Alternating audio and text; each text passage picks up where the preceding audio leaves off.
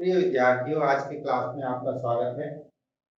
आज हम अध्याय 3 में रैखिक युग्म की अगली विधि का अध्ययन करेंगे कि हम रैखिक युग्म को और कितने तरीके से सॉल्व कर सकते हैं। पिछली विधि हमारी क्या थी?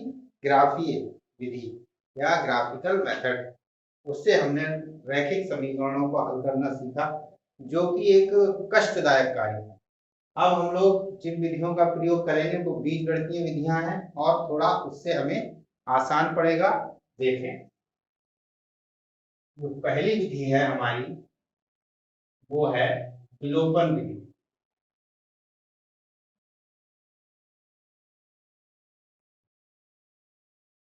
विलोपन विधि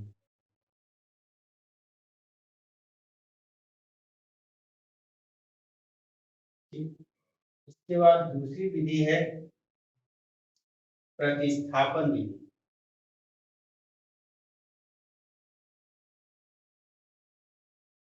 और तीसरी विधि है हमारे पास वज्र गुणन विधि।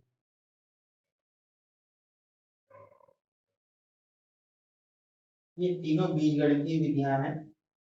बीजगणित के नियमों के की सहायता से हम युगपत समीकरणों को इन विधियों के माध्यम से हल करेंगे और बहुत ही आसानी से हल करेंगे। देखते हैं एक उदाहरण के माध्यम से पहली विधि विलोपन विधि क्या होती है और हम इस विधि से किस प्रकार से समीकरणों को हल करते हैं। एक उदाहरण ले लेते हैं, x माइनस वाई बराबर 2 और x प्लस वाई बराबर 2। x माइनस वाई बराबर 2, x प्लस वाई बराबर 2। प्रश्न है विलोपन विधि से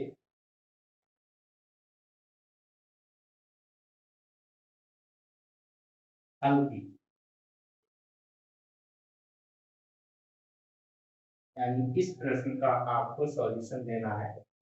ये आपकी बुक का एक उदाहरण है और बहुत ही सरल उदाहरण है। इससे आप बहुत ही आसानी से चीजों को समझ लें। सबसे पहले हम क्या करते हैं, समीकरण को ax प्लस बी वाई बराबर c के फॉर्म में लिख लेते हैं। यदि इसके अलावा अन्य फॉर्म में समीकरण दी हुई है तो यहाँ पर हमारी उसी फॉर्म में समीकरण दी हुई है ax प्लस बी वाई बराबर सी, ax प्लस बी वाई बराबर सी। एक को हमने समीकरण 1 नाम दे दिया, दूसरी समीकरण को समीकरण 2 नाम दे दिया। अब हम क्या करते हैं, इन समीकरणों को सीधे सीधे जोड़ते अथवा घटाते हैं। क्यों? यदि दोनों समीकरणों को जोड़ने पर इनका x वाला पद कट जाए या घटाने पर x वाला पद कट जाए, अथवा जोड़ने पर y वाला पद कट जाए या घटाने पर y वाला पद कट जाए, यानी कि जोड़ने और घटाने की प्रक्रिया में हमारा एक जो चर है वो विलोपित हो जाए। इसी वजह से इस विधि को हम विलोपन विधि कहते हैं। यदि हम इन दोनों समीकरणों को जोड़ते हैं तो इसके आगे लिख देंगे जोड़ने पर। जब हम इन्हें जोड़ेंगे तो x और x समान चिन्ह के जुड़ के 2x हो जाएंगे। y और माइनस y असमान चिन्ह के हैं तो जुड़ेंगे तो क्या होंगे? कट जाएंगे। y और माइनस y कट जाएंगे। तो इस तरीके से हम इन्हें काट देते हैं और ये y यहां से विलोपित हो गया। 2 और 2 हमारा कितना हो गया? 4। अब यहां से 2x बराबर 4 तो x बराबर 4/2, यानी ये पक्षांतर का बीजगणितीय नियम लग गए। x बराबर 2 हल करने पर हमारा x का मान कितना आ गया? 2 आ गया, क्योंकि हमें x और y के मान ही तो निकालने। तो इस तरीके से हमने x का मान निकाल लिया। अब x का मान समीकरण 1 अथवा समीकरण 2 जिसमें हमें अच्छा लगे, सरल लगे, सहूलियत हो, उस तरीके से हम x का मान समीकरण 1 अथवा 2 में रखें। हम यहाँ पर समीकरण 2 में x का मान रखने पर समीकरण 2 में हम यहाँ पर x बराबर 2 रख देते हैं। देखिए x की जगह पर 2 रख दिया, y बराबर 2। अब 2 को इधर भेज देंगे तो y बराबर 2 माइनस 2, यानी y बराबर कितना आ गया? अर्थात इस समीकरण युग्म का जो हल आया वो x बराबर 2 और y बराबर 0। ये हमारा क्या हो गया, आंसर। ठीक है, उम्मीद करते हैं कुछ समझ में आया होगा। इसके अलावा हम एक और उदाहरण ले लेते हैं विलोपन विधि का, जो कि आपकी ही बुक का है। 4x + 5y = 7 उदाहरण है आपका एग्जाम्पल। यह है 4x + 5y = 7। 4x + 5y = 7। दूसरा समीकरण है 2x + y = 2। 2x + y = ठीक। इन दोनों समीकरणों को हमें हल करना है। और कौन सी विधि से हल करना है, विलोपन विधि से। देखें, 4x + 5y और 3x + y = 5। 4x + 5y = 7 और 2x + y = 2। विलोपन विधि से हल करना। अब यहाँ हम देखते हैं, यदि हम इन्हें सीधे सीधे जोड़ और घटा देंगे तो 4x और 2x जुड़ जाएंगे, 5y और y जुड़ जाएंगे। घटाएंगे तो 4x में से 2x घट जाएंगे, 5y में से y घट जाएगा, यानी कोई भी पद हमारा विलोपित नहीं होगा। तो हमें क्या करना होगा विलोपन करने के लिए, हमें करना होगा, चाहे तो हम x के गुणांक बराबर कर लें या y के गुणांक बराबर कर लें। ये सवाल आसानी से हो गया। यहाँ पर x का गुणांक 1, x का गुणांक 1, y का गुणांक 1, y का गुणांक 1, यानी जो पद हमें विलोपित करने थे उनके गुणांक बराबर, और यहाँ पर गुणांक बराबर नहीं है। अर्थात पहले हमें x के अथवा y के गुणांक बराबर करने हैं। देखें, यदि हम इसको समीकरण 1 माने और इसको समीकरण 2 माने, तो देखिए यहाँ 5y है। यदि हम समीकरण 2 में 5 से गुणा करा दें तो 5y हो जाएगा। यहाँ 4x है और यहाँ 2x है। यदि हम समीकरण 2 में 2 से गुणा करा दें तो यहाँ 4x हो जाएगा।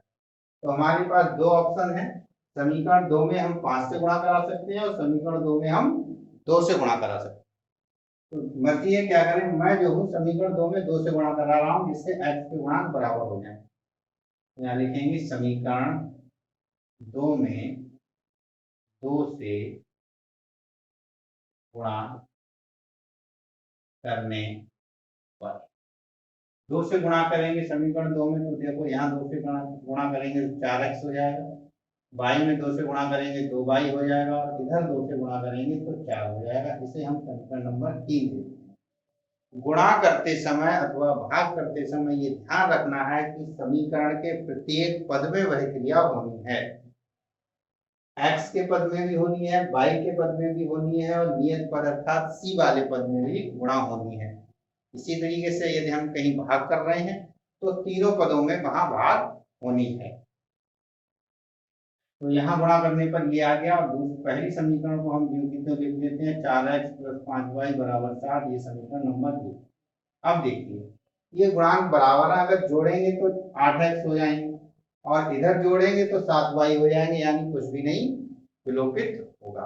तो हमें जोड़ने की जगह यहाँ क्या करना पड़ेगा, घटाना पड़ेगा। घटाने पर क्या होते हैं, चिन्ह बदल जाते हैं। तो ये प्लस वाला था माइनस हो गया, प्लस वाला था माइनस हो गया, प्लस वाला था माइनस हो गया, यानी 4x में से 4x घटे, कुछ भी नहीं बचा। 2y में से 5y घटाएंगे तो माइनस के 2y बचेंगे। 4 में से 7 घटाएंगे, माइनस 4 में से 7 घटाएंगे, 4 - 7 हो गया, ये कितना बचेगा, माइनस का 3। यहाँ देखिए, प्लस के 2y और माइनस के 5y, तो यहाँ माइनस के 3y बचे। माइनस से माइनस कट गया, y बराबर 3/3 यानी कि ठीक। तो y का मान आ गया 1। अब y का मान आप समीकरण 1 या 2 में जिसमें चाहे उसमें रख सकते हैं, तो हमें x का मान मिल जाएगा। तो यहाँ लिखेंगे y का मान समीकरण 2 में रखने पर आप एक में भी रख सकते हैं, हमारे हिसाब में 2 में रखने में थोड़ा सरल रहेगा, कैलकुलेशन कम होगी। y की जगह कितना रख देना है, 1 प्लस 1 बराबर 2, 2x बराबर 2 प्लस 1 को इधर ले जाएंगे तो माइनस का हो जाएगा, 2x बराबर 2 में से 1 घटा 1, तो x बराबर 1/2, x के साथ 2 गुणा में है तो इधर भाग में, तो x का मान हो गया 1/2, यानी कि हम क्या कहेंगे, अतः समीकरण युग्म का हल x बराबर 1/2 और y बराबर 2, ये हमारा आंसर आ जाएगा। ठीक है, इस तरीके से हम इन युगपत समीकरणों को विलोपन विधि के माध्यम से हल कर लें। अब देखिए हम इसकी अभ्यास देखते हैं, अभ्यास से कुछ प्रश्न करते हैं, आपको और अच्छे से चीजें समझ में आएंगी। देखें यहाँ पर हमने प्रश्नावली 3B के 3 क्वेश्चन लिखे हुए, तीनों क्वेश्चंस को समझने की कोशिश करते हैं, बहुत ही सरल से हैं, आसानी से आप कर लेंगे। समीकरण 7x प्लस 2y बराबर 22 में यदि y बराबर 1/2 हो तो x का मान ज्ञात कीजिए, यानी y का मान 1/2 है तो x का मान ज्ञात कीजिए, यानी कि y का मान आपको सीधे सीधे दिया हुआ है। आंसर नंबर 1, यानी जो क्वेश्चन नंबर 1 है उसका आंसर। तो हम क्या करेंगे, y बराबर 1/2 समीकरण 7x प्लस 2y बराबर 22 में रखने पर, यानी जो y का मान है वो हम इसमें रख देंगे, क्या हो जाएगा 7x प्लस 2, y बराबर 1/2, y बराबर 1/2 यहाँ लगा देंगे बराबर 22। 2 और y के बीच में कोई चिन्ह नहीं है तो वहां पर गुणा का चिन्ह होगा, दो संख्याओं के बीच में भी कोई चिन्ह मेंशन नहीं है तो हमेशा वहां पर गुणा का, इसलिए हमने गुणा करा, तो ये 2 से 2 कट गया, यानी कि 7x प्लस 1 बराबर 22।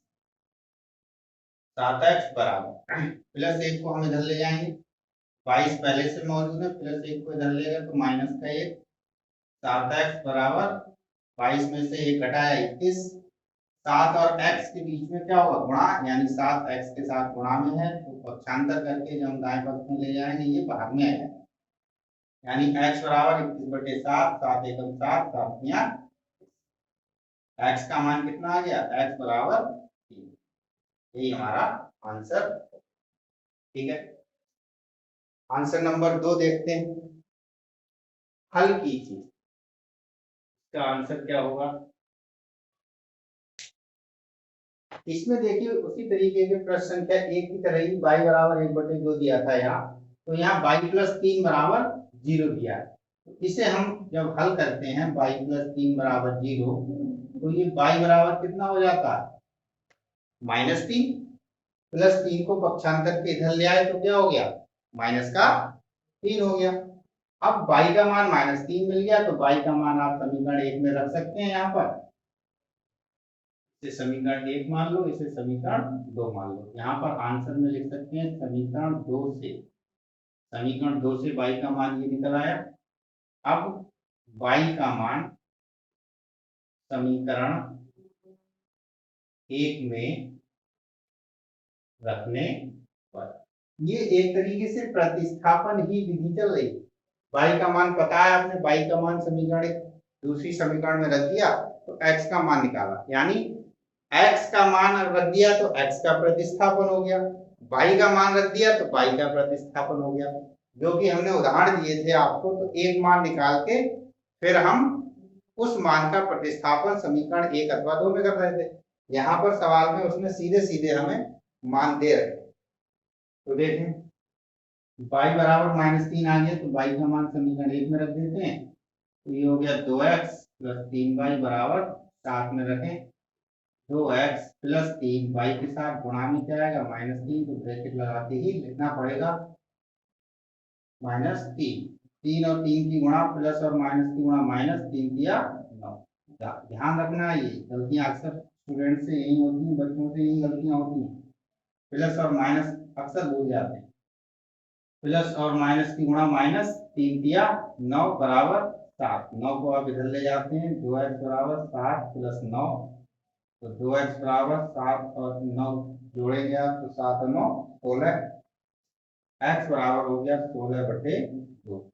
2 एकम 2, 2 अट्ठे 16, यानी x का मान कितना आ गया, x बराबर 8। यही आपसे पूछ रहा था, हल कीजिए, यानी y का मान भी बताना था x का, तो y का सीधे सीधे आ गया, x का मान ये हो गया, लिख सकती हो। अतः x बराबर 8, y बराबर -3 और ये आपका आंसर।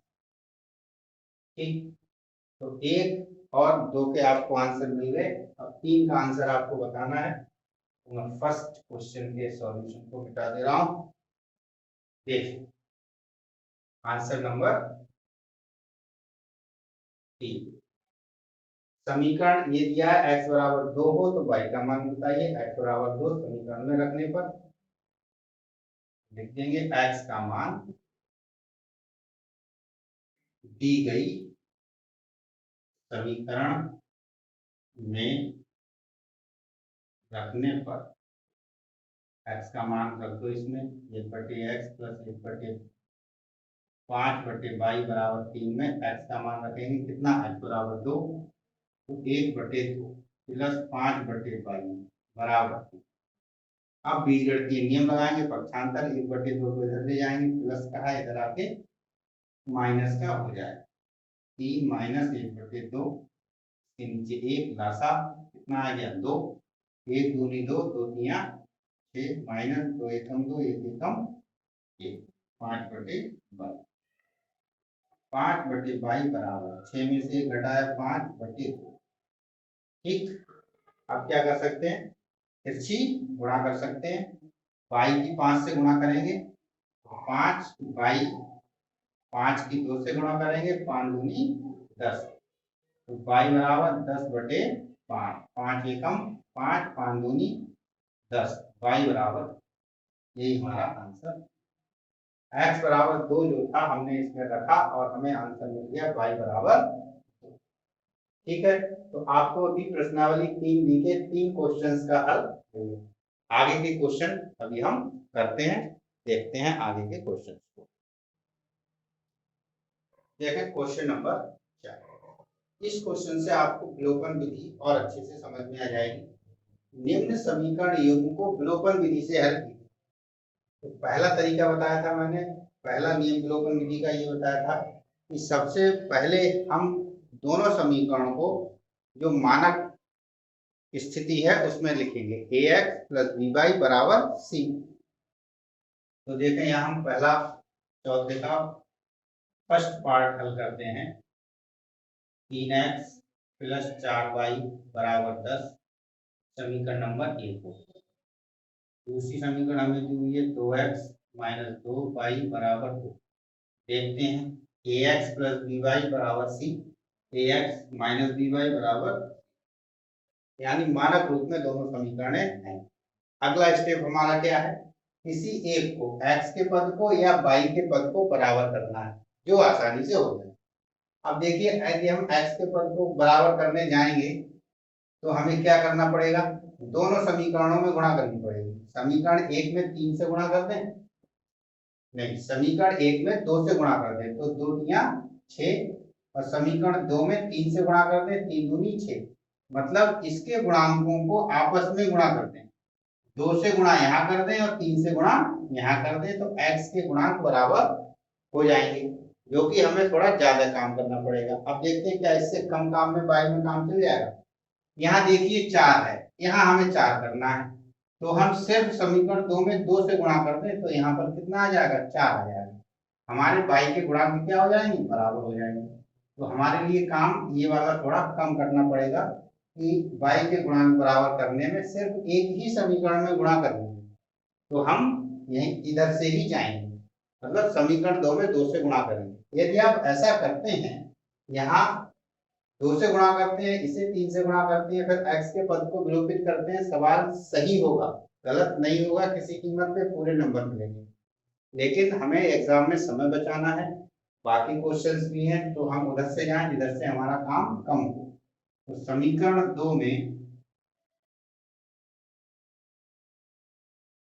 2 से गुणा करने पर, अब समीकरण 2 में 2 से गुणा करेंगे तो सभी पदों में होगी, यहाँ करेंगे तो 4x माइनस यहाँ करेंगे 4y, यहाँ करेंगे 2 से 2 दूनी 4, इसे नाम दे दिया समीकरण नंबर 3। पहली समीकरण को इसके नीचे लिख दिया 3x प्लस 4y बराबर 10, समीकरण नंबर 3। देखें -4y और +4y जोड़ने पर ही कट रहे हैं, जब इन्हें जोड़ेंगे विपरीत चिन्ह है तो 4y से 4y खत्म, तो यहाँ लिखेंगे जोड़ने पर, यानी जोड़ने पर विपरीत चिन्ह क्या होते हैं, कैंसिल हो जाते हैं, कट जाते हैं, जैसे काट दिए 4x और 3x जुड़ गए 7x, और इधर 10 और 4 जुड़ गए 14, x बराबर 14, 7 को इधर भेजेंगे तभी x का मान आएगा, तो 7 गुणा में है इसलिए भाग में आ जाएगा, 7 एकम 7, 7 दूनी 14, यानी x बराबर कितना आ गया, जो कि मान आपको पिछले तीनों क्वेश्चंस में इसी तरीके से दिया था, x बराबर 2 है तो y का मान निकालिए, y बराबर इतना है तो x का मान निकालिए। अब यहाँ पर x बराबर 2 आ गया, अब जो हमने पिछले 3 क्वेश्चंस में किया वही यहाँ करेंगे, x का मान समीकरण 1 अथवा समीकरण 2 अथवा समीकरण 3 जिसमें चाहे रख सकते हैं। तो हम यहाँ लिखते हैं x का मान, हमें आसानी कहाँ पड़ेगी, समीकरण 2 में, 1 में भी रखते हैं, चलो 1 में लिखते हैं x का मान समीकरण 1 में रखने पर, रखिए तो x का मान यहाँ रखेंगे 3 गुणा x, x का मान 2, तो ये हो गया 3 गुणा 2 प्लस 4y बराबर 10, 3 दूनी 6 प्लस 4y बराबर 10, 4y बराबर 6 को इधर ले जाएंगे तो माइनस के हो जाएंगे, 4y बराबर 10 में से 6 घटाए 4, y बराबर 4/4, 4 से 4 कट गया यानी 1, तो y का मान कितना हो गया, समीकरण योग को व्युत्पन्न विधि द्वारा हल कीजिए, अर्थात हमें x और y के मान बताने थे, ये हमारा आंसर हो गया, अतः x बराबर 2 एक साथ लिख देंगे, y बराबर 1, आंसर। ठीक, उम्मीद करते हैं अच्छे से समझ में आया होगा, यदि कहीं कंफ्यूजन रह गया दोबारा देख लीजिए, नहीं तो मैं इसका सेकंड पार्ट फिर कर रहा हूँ, सेकंड पार्ट को अच्छे से समझिए, विलोपन विधि आपको बिल्कुल पक्की हो जाएगी। क्वेश्चन नंबर 4 का सेकंड, 3x माइनस 5y -4 बराबर 0। देखिए ax plus by plus c type की है, हमें किस टाइप में चाहिए, ax प्लस by बराबर c, तो इसको हम -4 को बराबर में ले लेते हैं, 3x माइनस 5y बराबर 4, माइनस के थे इधर लाए प्लस के हो गए, समीकरण नंबर 1 नाम दे दिया। दूसरी समीकरण हमारी ये है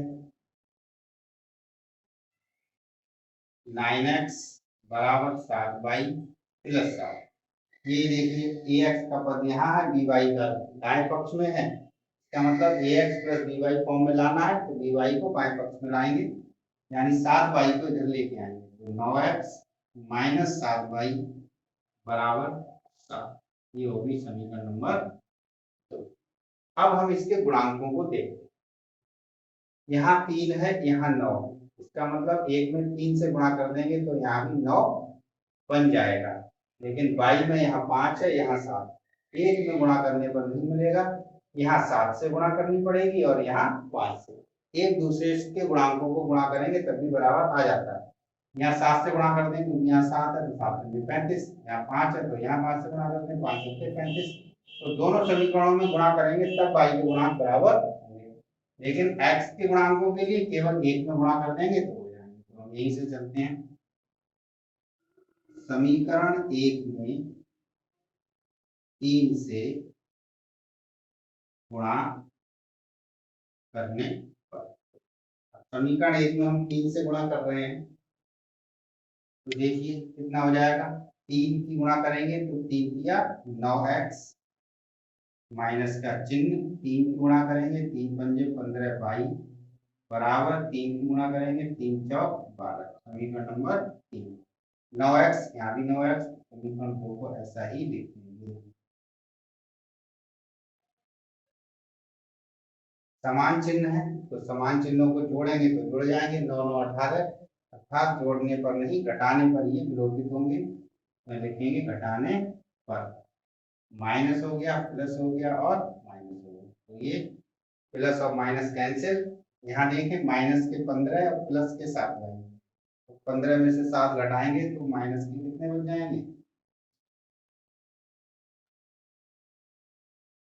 8 पर। ठीक है, 15 में से 7 घटाएंगे, 15 का चिन्ह माइनस है तो माइनस बचेगा, माइनस का 8y। यहाँ 12 में से 7 घटाएंगे तो कितना बचेगा, 5 बचेगा। तो पाई बराबर, आंसर तो बहुत ही तुमको पहली बार रहा है, एक बार चेक कर लेते हैं। 3x माइनस 5y माइनस 4, तो 3x माइनस 5y बराबर 4, 3 से गुणा किया हमने, 3 किया 9x, 3 पंजे 15, 3 चौक 12, ये था 9x माइनस 7y बराबर 7, सही है।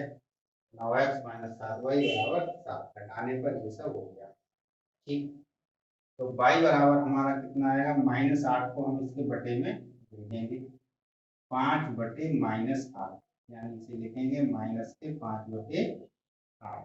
y का मान हमारा आ गया, y बराबर -5 बटे 8। अब y का मान जो है हम समीकरण नंबर 1 में लगा देते हैं। क्या लिखेंगे, समीकरण 1 में y का मान रखने पर, समीकरण 1 में हमने y का मान रखा तो देखिए क्या आएगा, 3x माइनस 5, और y का मान कितना है, माइनस का 5 बटे 8, यह है माइनस का 5 बटे 8 बराबर 4। हल कर लेते हैं, 3x माइनस और माइनस प्लस 25 बटे 8 बराबर 4, 3x बराबर 4, प्लस वाले इधर गए तो -25 बटे 8, एक मान लिया, लासा आ गया 8, 1 अट्ठे 8, 8 तो 32, माइनस 8 एकम 8, 1 25 25। ठीक, तो 3x बराबर 32 में से 25 घटाएंगे 12, 12 में से 5 घटाए 7, 3 में से 2, 2 से 2 हो गए 7 बटे 8, तो यहाँ हमारा आ गया 7 बटे 8, यानी कि 3 हमारे बटे में जाएंगे तो x बराबर 7 बटे 3 गुणा 8, यानी 7 बटे 8 या 24, तो x का मान आ गया 7 बटे 24। बहुत ही उल्टे सीधे आंसर आ रहे हैं, -5 बटे 8 आया और 7 बटे 24 आया। ठीक है, तो यही हमारा आंसर हो गया कि x बराबर 7 बटे 24 और y बराबर -5 बटे 8। अब हमें डाउट लग रहा है तो हम किसी एक समीकरण में ये मान रख के देख लेते हैं, यदि हमारी संतुष्ट होते हैं तो आंसर सही। जैसे इसमें देखो 9x, अगर हमें आंसर चेक करना है तो आप देख सकते हैं किस तरीके से, 9x बराबर 7y प्लस 7, x और y के मान रखते हैं, बायां और दायां पक्ष बराबर हो जाए, तो 9 गुणा 7 बटे 24 बराबर 7 गुणा y का मान माइनस के 5 बटे 8 प्लस के 7, तो 3 दिया 9, 3 अट्ठे 24, 7 दिया 21 बटे 8, ये तो आ गया 21 बटे 8 और नहीं कटेगा। यहाँ देखिए क्या आएगा, 5 सत्ते 35, -35 बटे 8 प्लस 7, 7 के नीचे हमें 1 मानना पड़ेगा, दिख रहा है, ये तो दिख रहा है। लासा हमने ले लिया 8, ठीक, तो 8 एकम 8, ये आ गए -35 प्लस 1 अट्ठे 8, 8 सत्ते 56, ठीक, इधर तो है हमारा 21/8 बराबर, यहाँ देखेंगे घटाएं, 6 में से 5 घटे, 1 बचा, 5 में से 3 घटे, 2 बचे, यानी 21 बचा। यहाँ देखें 21/8 और 21/8, बायां और दायां पक्ष दोनों हमारे बराबर हो गए, अर्थात हमारा जो आंसर है वो बिल्कुल सही है। ठीक है, तो यदि हमें लगे कि बहुत खराब से आंसर आ रहे हैं, ये आंसर होना संभव नहीं है, तो हम इस तरीके से चेक कर सकते हैं। क्योंकि अभी तक हमने पिछले क्वेश्चंस किए थे, उसमें सीधे सीधे 5 4 3 2 ऐसे आंसर आ रहे थे, यहाँ पर आपके भिन्न में आंसर आए हैं, तो ऐसा लग रहा था कि हो सकता है कहीं गलत ना हो गया और क्वेश्चन, तो हमने चेक करके अपने डाउट को क्लियर कर लिया। ठीक है, तो इस तरीके से हमारा क्वेश्चन नंबर 4 के माध्यम से आपने विलोपन विधि को अच्छे से समझा है। अब आप विलोपन विधि का कोई भी क्वेश्चन आसानी से कर सकते हैं। 3 स्टेप्स हैं। सबसे पहले दोनों समीकरण को ax + by = c के फॉर्म में लिखेंगे। उसके बाद हम उसके एक x या y में से किसी एक के गुणांक को बराबर करके उसे घटा अथवा जोड़ देंगे, जिससे एक पद हमारा विलोपित हो जाएगा। दूसरे चर का मान निकाल के फिर समीकरण में रख देंगे। इतना सा आपको करना है, हर प्रश्न में यही काम होना। ठीक है, अब हम अभ्यास का अगला क्वेश्चन देखते हैं, जिससे चीजें और आपके लिए क्लियर होंगी।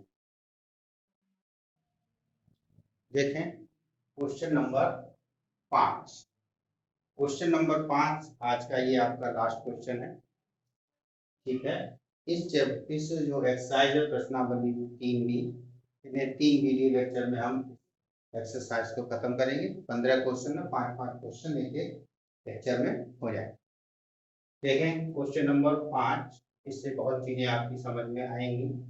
देखिए यहाँ पर समीकरण हमें दी है x/2 3y/3 बराबर -1। चेक कर लेते हैं एक बार, ये 3y नहीं है, 2y/3 है। यहाँ पर x/2 प्लस 2y/3 बराबर -1। दूसरी है x - y/3 बराबर 3। ठीक है, अब यहाँ पर हम यदि गुणांक देखें तो यहाँ x/2 है और यहाँ पर केवल x है। तो यदि हम x के गुणांक को बराबर करना चाहें तो हम समीकरण 1 में 2 से गुणा कर दें, तो 2 से 2 कट जाएगा, तो x और x यहाँ रह जाएगा। एक तरीका ये हो सकता है। ठीक है, दूसरा तरीका क्या हो सकता है, यहाँ देखिए 2/3 है, तो यहाँ कितना है 1/3 है। यदि हम इस समीकरण में 2 से गुणा कर दें तो यहाँ 2y हो जाएगा, यानी 2/3 हो जाएगा। कितना हो जाएगा 2/3। तो हमारे पास दोनों ऑप्शन है, चाहे हम x के गुणांक बढ़ा कर ले या y। एक तीसरा तरीका भी यहाँ पर ये है कि हम इसका लासा ले लें 3 और 2 का, और इस समीकरण का रूप ax + by = c कर लें।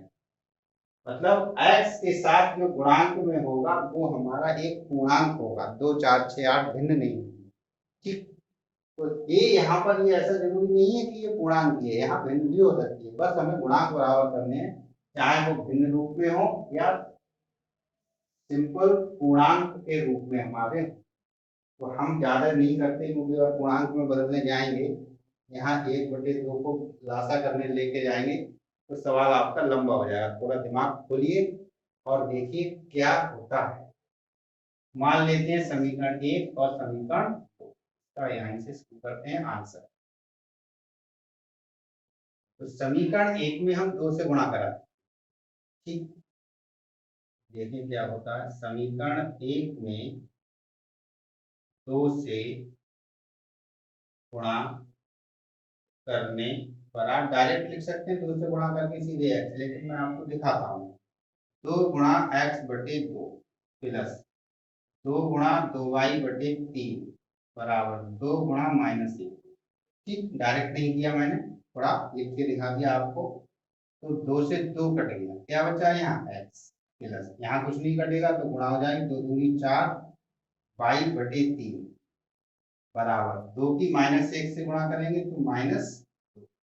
ये समीकरण नंबर आपकी 3 हो गई। x हो गया, यहाँ भी x हो गया, यानी गुणांक 1 है, गुणांक 1 है, तो इसके नीचे x लिख लेंगे, माइनस वाई बटे 3 बराबर 3। ये समीकरण नंबर 2। अब देखिए x और x के क्या है, समान चिन्ह, अर्थात ये नहीं कटेंगे।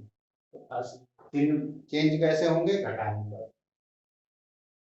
तो समीकरण 3 से समीकरण 2 को हम क्या कर देंगे, घटा देंगे। देखो यहाँ लिखेंगे घटाने पर। घटाने पर तो ये हो गया माइनस का, ये हो गया प्लस का, और ये हो गया माइनस का। प्लस माइनस कर दो, ये प्लस के दोनों समान जुड़ जाएंगे, यानी 4y/3 प्लस y/3 बराबर, यहाँ -2 यहाँ -3 जुड़ जाएंगे, -5। हर बराबर है तो भिन्न जोड़ने में एक नियम होता था कि यदि हर बराबर है तो अंश हम सीधे सीधे जोड़ सकते हैं, लासा लेने की जरूरत नहीं है। तो 4y और 1y कितने हो गए, 5y/3 बराबर -5। ठीक, तो 5/3 हमारे पास आया। इधर y बराबर निकालना है तो भाग वाली चीज गुणा में चली जाएगी, और ऊपर जो गुणा में है वो चीज भाग में चली जाएगी, यानी y बराबर इधर कितना है, -5, गुणा में क्या गया, भाग वाली चीज, और जो अंश में है 5 वो चली गई बाहर। ठीक, तो अब देखो 5 से 5 कट गए, y बराबर क्या बचा, -3। y का मान हमारा आ गया -। अब कुछ करने को बचा नहीं, y का मान आप चाहे समीकरण 1 में रखते हैं, चाहे समीकरण 2 में रखते हैं। हम समीकरण 2 में रखते हैं, y का मान समीकरण 2 में रखने पर, 2 में रखते हैं y का मान, तो x माइनस y की जगह कितना रखना, -3 बटे में कितना है, 3 बराबर 3। तो देखें ऐसे ब्रैकेट लगा लो, माइनस माइनस प्लस, और 3 से 3 कट गए, क्या बचा, 1 बराबर 3। x बराबर 3 - 1, x बराबर। फिर हल करना था हमें, हल करने का मतलब x और y के मान हमें बताने हैं। तो अतः x बराबर 2 और y बराबर क्या निकल गया था, -3। यही हमारा आंसर। डाउट है, चेक करना चाहते हैं, चेक कर सकते हैं। देखें एक समीकरण उठा लेते हैं, समीकरण 2, x - y/3 बराबर 3। x का मान आया 2, 2 लगा दिया, माइनस y का मान आया -3, y की जगह -3 लगा दिया, बटे में 3। तो देखो माइनस माइनस प्लस, 3 एकम 3, 3 एकम 3, 2 माइनस माइनस प्लस 1 बचा बराबर 3 बराबर 3, 2 1 3, यानी बायां पक्ष बराबर दायां पक्ष, अर्थात हमारे आंसर बिल्कुल ठीक है। तो इस तरीके से आज हमने विलोपन विधि का अध्ययन किया, और प्रश्नावली 2B के 5 क्वेश्चन हमने हल कर लिए। उम्मीद करते हैं चीजें आपको समझ में आई होंगी। आपको इनका रिवीजन करना है, और उदाहरण जो इस अभ्यास से पहले उदाहरण है वह उदाहरण आपको किताब से करना है। ठीक है, ये होगा। फिर आपके लिए आपसे एक रिक्वेस्ट, अगर वीडियो आपको बहुत अच्छी लगती है शेयर कीजिए, दोस्तों को बताइए, जिससे वह भी लाभान्वित हो सकें। पढ़ते रहिए और खुश रहिए, एंजॉय कीजिए। धन्यवाद।